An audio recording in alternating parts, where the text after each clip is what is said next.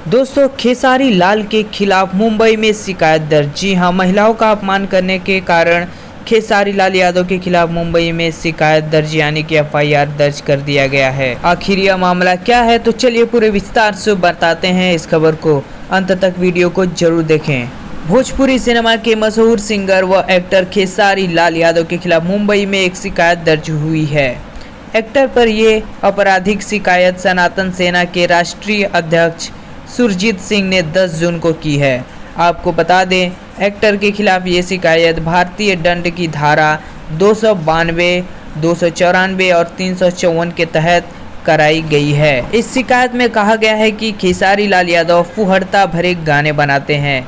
वो पिछले 10 साल से ऐसे ही गाने बना रहे हैं। ये सभी गाने असभ्य हैं और अश्लीलता को बढ़ावा देते हैं। महिलाओं के प्रति ऐसे गानों को लिखना और उनसे पैसे कमाना सही नहीं है।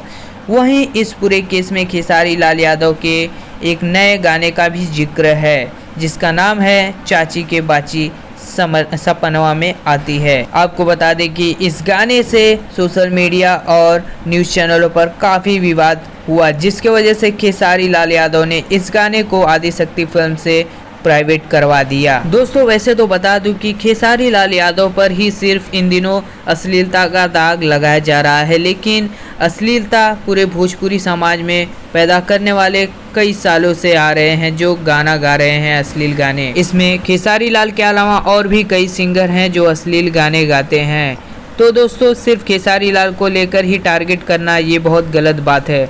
आप सबकी क्या राय है इस खबर पर हमारे कमेंट बॉक्स में ज़रूर बताएं और इस वीडियो को लाइक ज़रूर करें। मिलते हैं अगली वीडियो में कोई और नए खबर के साथ। जाते जाते चैनल को सब्सक्राइब कर लें और बगल वाली घंटी के निशान को दबा दें। धन्यवाद।